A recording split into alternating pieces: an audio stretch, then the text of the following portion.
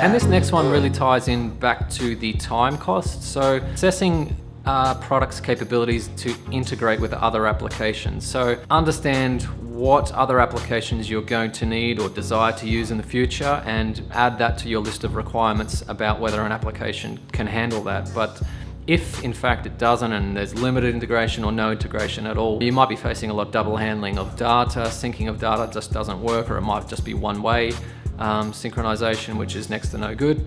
And effectively that adds to your time cost. So this will add up over time. Every day you're doing repeats of entries, whether it's from the practice management system to the forms and precedent system, or the practice management system to your marketing automation system or your CRM system. So assess the capabilities of using the practice management system data and information into other systems. Otherwise you may be facing a huge time cost or data entry duplication.